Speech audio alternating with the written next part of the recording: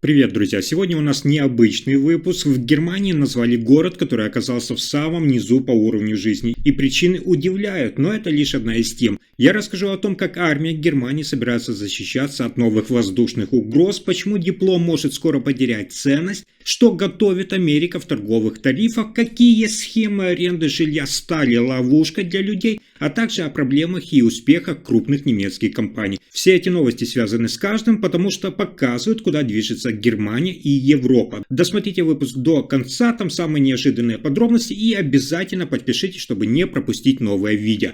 Итак, в Германии назвали самым печальным аутсайдером город, где уровень бедности, преступности и плохое образование вызывает серьезную тревогу. Речь идет о Бремени. Это федеральной земле и городе одновременно, который оказывается на самых низких позициях по целому ряду показателей. Во-первых, Бремен лидирует по доле семей с детьми, находящихся за гранью бедности. Почти 29% малышей живут в ограниченных условиях, тогда как в экономически сильных регионах, например, в той же Баварии, этот показатель не превышает 6%. Это наглядно показывает огромный разрыв внутри страны. Во-вторых, в сфере образования все еще хуже. Даже несмотря на хорошие показатели в таких областях, как инженерные науки или цифровые технологии, вузовский индекс остается на минимуме. Ученики из Бремена демонстрируют самые слабые результаты в чтении, арифметике и аудировании. При этом инвестиции в образование одни из самых низких по стране.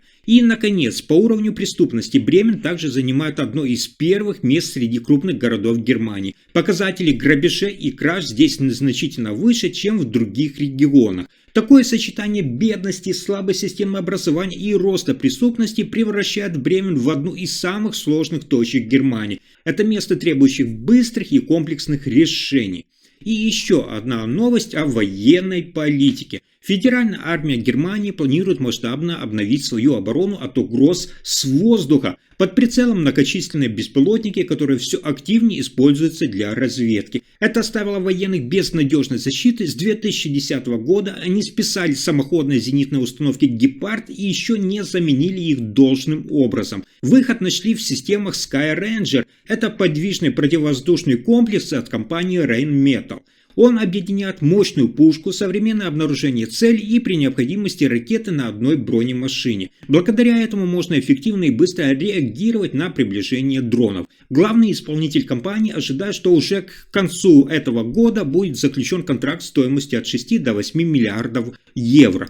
Ориентир – это поставка, внимание, около 500-600 таких комплексов. Их начнут получать в два этапа, часть до 2029 года, оставшаяся до 2035 года. Таким образом, Германия фактически пытается восстановить способность защищаться от малых воздушных угроз, тех самых, которые стали реальностью прошлых 15 лет. А дальше еще интереснее. Многие эксперты сегодня бьют тревогу. Диплом университета скоро может потерять свою ценность. Причина – это стремительно меняющийся рынок труда. Особенно это касается профессий в IT, экологии и других новых отраслях, где важнее конкретные навыки, а не бумажки об образовании. В исследованиях заметно растет тренд на прием сотрудников по умениям, а не по степени. Например, вакансии, связанные с искусственным интеллектом, все чаще указывают навыки вместо требования наличия диплома. И награда за умение конкретно работать оказывается выше премии за диплом. Так, человек с умением программировать на искусственном интеллекте получает до 23% больше, чем просто дипломированный кандидат. А если у кого-то есть степень PhD, это плюс 33% по сравнению с обычным навыком. Это означает, что знание начинает цениться больше, чем нормальное образование. Поэтому тем, кто только заканчивает университет, сейчас стоит задуматься, стоит ли делать акцент на диплом или лучше вкладываться в изучение востребованных умений, участие в практических проектах, онлайн-курсах или стажировках. Но дальше новости о продолжающейся торговой войне. Президент Соединенных Штатов Америки Дональд Трамп в очередной раз привлек внимание к торговой политике. Он сообщил о планах ввести новые пошлины на импорт стали и полупроводников, особенно чипов. По его словам, пошлины начнутся с небольших, чтобы дать компаниям шанс адаптироваться и наладить производство в самой Америке. Но главное, в дальнейшем тарифы будут значительно увеличены, что станет весомым стимулом для перехода на внутреннее производство. Это уже не первая мера, как вы знаете. Раньше пошлины на сталь и алюминий были повышены до 50%, а на чипы даже до 100%. Причем компании, инвестирующие в производство Соединенных Штатов Америки, могут рассчитывать на льготы. Объявление Трампа совпало с крупной инвестицией Apple на территории США на сумму, внимания, более 100 миллиардов долларов. Если нововведения будут реализованы, это наверняка отразится на мировом рынке. Речь идет о товарах, которые активно пользуются от электроники до строительных материалов. Клиентам придется платить дороже, а импортерам искать новые схемы поставок или переносить производство. Но и это еще не все. В последние годы мошенники все активнее используют ситуацию на рынке съемного жилья в Германии. Стабильный спрос, особенно в крупных городах, для своих целей.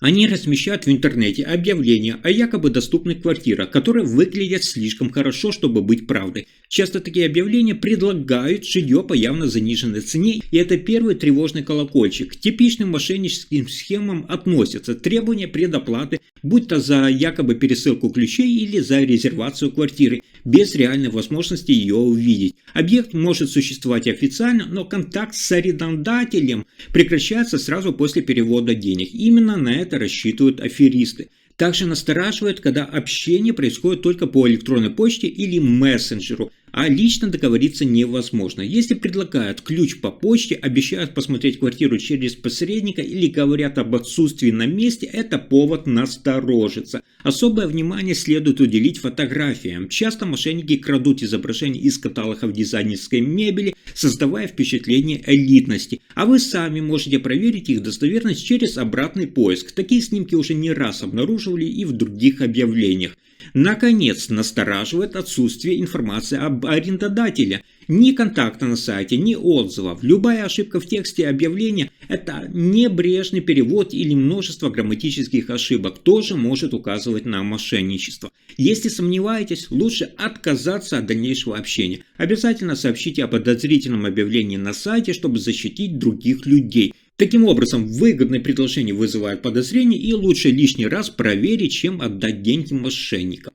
И еще одна новость о промышленности Германии. Siemens, несмотря на заметный успех после масштабной реструктуризации, столкнулся с проблемой в его ключевом бизнес-направлении. Это подразделение Digital Industries, отвечающим за промышленное автоматизированное решение. Хотя остальные дивизионы приносят компании значительные доходы, именно здесь наблюдаются небольшие трудности. Подразделение Digital Industries сильно пострадало из-за слабого спроса и переполнения складов. Заказов становится меньше, как и загрузки мощностей, особенно в Германии, где ситуация ухудшается уже второй год подряд. В результате Siemens вынужден существенно сократить штат. Внимание, до 5600 рабочих мест по всему миру и 2600, то есть половина из них в Германии, должны исчезнуть к концу 2027 года. Это не наказание, отмечает компания. Увольнение планируется проводить постепенно, через естественные оттоки и уходы, а не массовыми сокращениями. Но давайте перейдем к положительным новостям. Несмотря на неблагоприятную экономическую обстановку, в Германии заметно оживилось предпринимательство. В первом полугодии 2025 года было зарегистрировано около 67